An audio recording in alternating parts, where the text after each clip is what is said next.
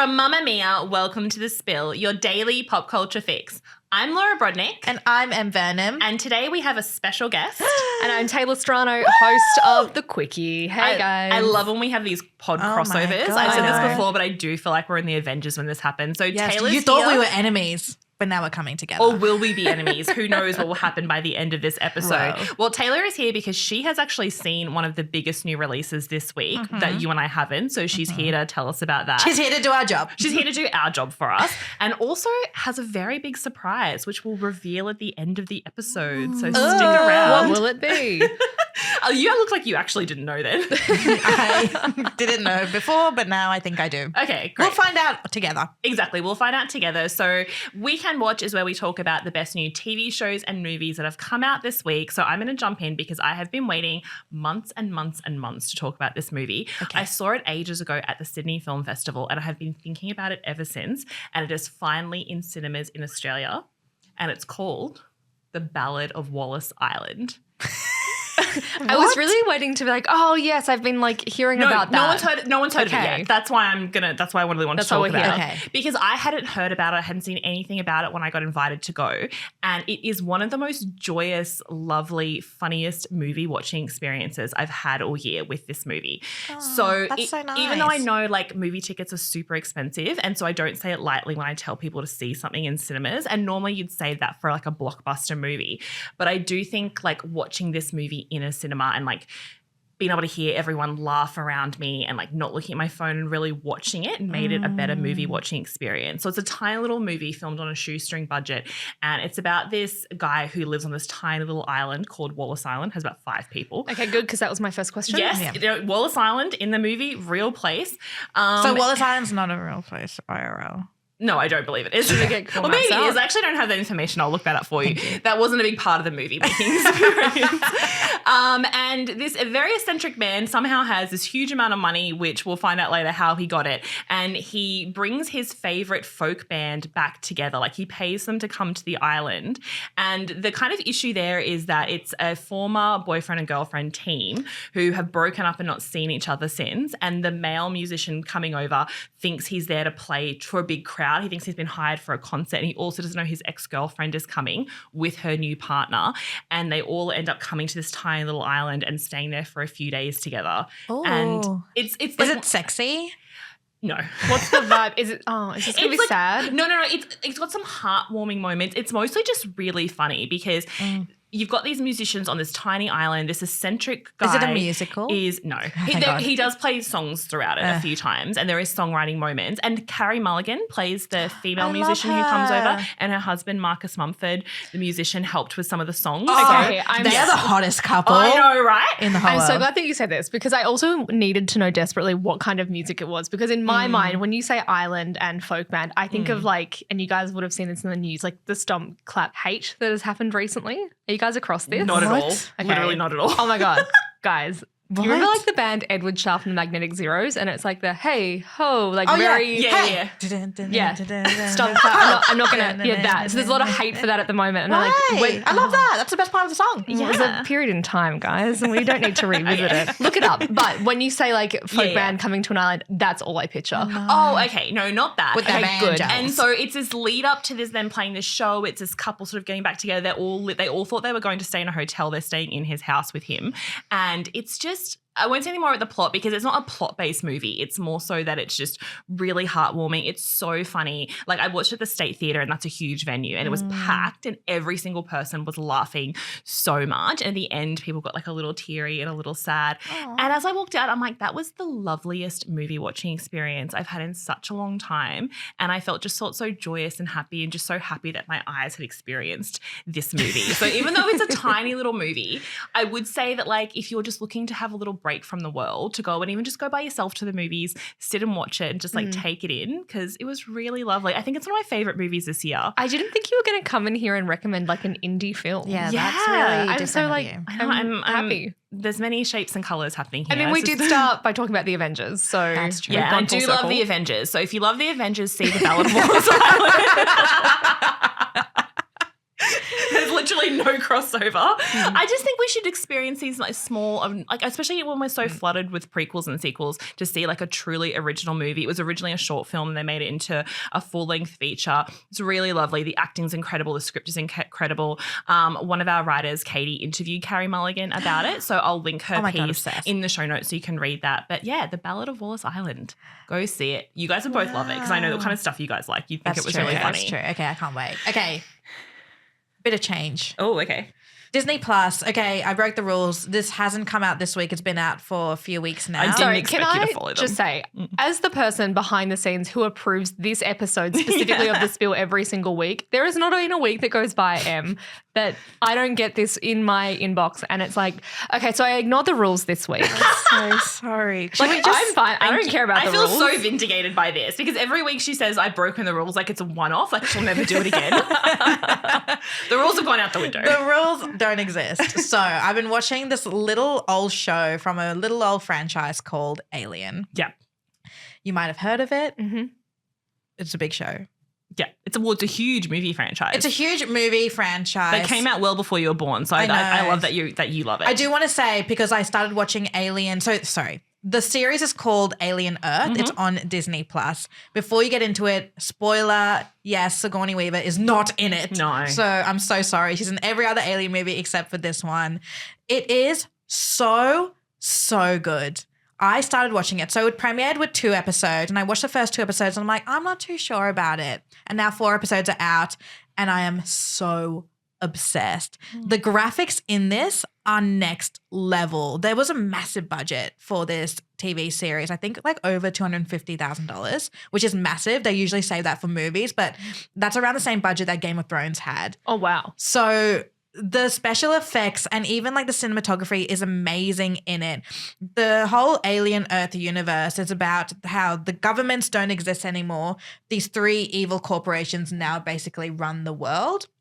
And they're all fighting over who can discover immortality before everyone else. So there's like 3 different kind of like mechanisms working. You have cyborgs, which are like enhanced humans. You have hybrids, which are synthetic beings that have like a human conscious in them. And then you have synths, which are basically just robots. So each one of those are like trying to fight to be the best one. Can I ask a question? Yes. Where are the aliens? The aliens. Okay. So you know how all the alien movies, it's always like takes place on the spacecraft or on a different planet. Yeah. This one takes place on Earth. That is so scary because the whole reason the first Alien movie in particular was so scary is it's not like a traditional space movie. It's a slasher film set in space. Yeah. But that whole idea of like someone following you and killing off everyone one by one and like having the final girl. And what was the tagline in space? No one can hear you scream. Yeah. Yeah. So true. It's so scary. So that's the first episode. It sets all that up and it plays homage to like the original Alien movie, like that beautiful scene where all the astronauts are at the dinner table, like eating ramen and laughing. Like they do that. In the first episode, and that's when you know, oh no, it's about to go down. So it does like take place in a bit in space, but the whole thing is about this spacecraft like landing, like crash landing on Earth, which is usually when the original Alien movies would end. Is when it crash lands on Earth. This one crash lands on Earth, and then you see the alien start to work its way through Earth. Ew. Ooh. It's really, really scary. But aliens are having a moment now because then I started watching this other show that's been out for a while, but season 3 has just come out on Apple TV called Invasion. Have you watched this? No. It's about aliens like coming to Earth and how Earth will deal with aliens if they actually came to Earth. Oh, is it like a manual? Like to prepare us? How much info am I getting here? Yeah. Do I need to watch this? Well, because I'm watching both of these shows side by side, I'm getting them quite mixed up and confused with each other. So the whole plot she just said is actually from a different franchise. The other one. Different franchise. And then next week she'll recommend the other one. Yeah, so I'm starting to watch Invasion. It's really good. I'll keep you updated on how it goes. But also Alien Earth stars Sydney Chandler, who's Kyle Chandler's daughter, Nepo alert. A new Nepo kid on the block. A new Nepo kid on the block. She's actually quite good. At first, I wasn't on board with it. She's playing like this kid. So she plays a hybrid. So she's like a 12-year-old in this like adult woman's body, which is kind of weird. Oh. I don't know. It's a bit crazy. But she plays it well, right? She plays it well. Yeah, she's really, really good. But it's really good. And the special effects are just amazing. So if you like horror, it is really horror. Like it is slasher horror. So if you Which is what I want. Which is what you want. You would love it. anyone else who's a bit like gets a bit grossed out with bodies and bodies being ripped apart, maybe not. Okay, love that. On Disney Plus, right? On Disney Plus and Invasions on Apple TV. Love. I love that you just slipped 2 in there. Not only did you I'm break the sorry, rules, I you broke broke it the rules and twice. then brought 2. Because you were like being mean about how I break the rules, so It's I fine. decided to I'm bring not 2 approving the without saying I'm episode, breaking She's it out of again. control. Okay, it's your turn. Okay, so the reason that I'm here is to tell you all about the Thursday Murder Club. Do those words mean anything to either of you? I haven't read the book, but I know of it. And I know it's a huge, and people who are obsessed with it are like deeply obsessed with it, right? Yeah. Yes. All my friends are talking about it. Yes. So We're like, just uncultured. I mean, I wouldn't say that, but others may. So, the reason I'm here, the Thursday Murder Club, it is originally a book from Richard Osman, who, if you don't know, is like this massive TV producer. He's an executive. He started all these wonderful game shows in the UK, but he thought he'd have a crack at writing like a debut novel and thought murder mystery was the way to go. Cut a long story short, it's now been turned into a film for Netflix. So you will find this on Netflix as of like 5:00 yesterday afternoon. So it centers on 4 retirees who live in this like gorgeous, lush estate. It's called Cooper's Chase. And as you imagine, it's set in the English countryside. It's like these big old, like Oh my God. almost gothic houses. It's like the retirement plan of my dreams. Yeah, like retirement Yeah, I goals. want to get on that. Yeah, like lush fields, alpacas are there, there's water aerobics, it's a whole That just thing. reminds me I need to check my superannuation. Yeah, if you take nothing else from this episode, check your Check your super. super, make a retirement plan. And now I'm out. Thank you so much for having me. So Cooper's Chase, there's 4 retirees that live there. They are the Thursday Murder Club. So they get together once a week, and as you can imagine, they look over murder. They look over cold cases, cases that were never solved, try to solve them. I just want like some people do too much. When I'm retired, I'm not doing doing nothing. anything. I'm literally sipping a pina colada by a pool, doing absolutely not even in the pool. Not even in just That's next too to much the pool. work. Too much work. Just Too Next much to the pool. admin. Okay. That's fine. Well, these people are booked and busy. Like they're solving cold case murders until one day, spoiler alert, a murder happens at the retirement home. Guys, not just one murder. Not just 2. Wait, what? Emily's about to fall with her shit. But there are 3 murders they have to solve. Real Wow. cases. In the retirement club? So is there a serial killer in the retirement club? No, okay. Oh my God, that's a bloodbath. That's like the first episode of Alien Earth. That's worse than What am I recommending? That's the same body count. Maybe we do have crossover. I think so. I can't watch that now because I'll be confused with 3 shows. You'll be like, the aliens are in the retirement village solving murder. This is what the instruction manual was for. So yes, there are a couple of murders that go down at Cooper's Chase. They need to figure out who has murdered these people. They're working, I want to say somewhat alongside the police, but the most important thing is that they all come equipped with these incredible life experiences. Who are these 4 people, you ask? Great question, let me tell you. The cast for the Thursday Murder Club is maybe the most exciting part about this entire Netflix adaptation. Ooh. Helen Mirren. Thoughts? A hot, sexy woman. Yeah. She said I just know her outfits are going to be crazy in this. A great Completely. actress. The reason I said hot is the other day I saw an interview when she was promoting the show and she's so upset because people were calling her cute. And I was like, who would dare to call No. her, just because she's in her 80s, I would slap that person across the face. She's a baddie. Yeah. 100%. Chapel Roan, call me hot, not pretty. Yeah. Helen Mirren. Helen Mirren or Chapel Roan, one and the same. So Ben Kingsley, who plays his character Ibrahim like to Oh, a T. love, yeah. I'm not convinced that it's not just Sir Ben Kingsley rocking up on Wow, set. okay. Very nuanced, very thoughtful, deep thinker. Then we, of course, have who is my favourite person in this entire franchise. Her name is Joyce, and she's played by the wonderful Celia Imrie. Oh, yes. I don't know who that is. Oh, my God. Okay, you're going to know her as Aunt Una from Bridget Jones' Diary. Oh my God. Yeah. But Oh, I know love her. Yeah. She's one of those faces when she pops on the screen, you're like, her, I love her. she- She's always everywhere. I love her. I know her for so many other things, which we will not get into now. I will address that later. But then, of course, you need like a rough and tumble guy. You need someone who's seen some stuff on the streets, led the troops in protest. Now he lives in a nice retirement home. Whose name comes to mind when I say that? Is it Pierce Brosnan? Because that's who it is. Pierce Brosnan. He's like the Brad Pitt of retirement. You need a hot retiree, you call him Pierce Brosnan. Well, you do. And they did. And it works. Is he old enough to be retired? I'd He's say like, so. I think he's in his 70s, 80s. You reckon? Yeah. Should we quickly fact check He's that? so hot. One People moment. can be hot in their 70s, Emily. Jesus Wow. Christ. What did we just say about Helen Mirren? That's so true. Yeah, we just called Helen Mirren a baddie. I don't know. Women could be hot in there. Yeah, men questionable. He's 72 years old. Yeah, he's enough 72. He's also Pierce freaking Brosnan. If he Yeah. wants to Yeah, retire he's now, never that's not fine. going to be hot. Yeah, I'm so excited. Okay, so what yes, are the they cast? get together, they solve murders. The best part about it is that they're old, they're a little bit dotty sometimes, and that is the superpower though, because people are like, oh, they're these It's silly like the old people. Avengers.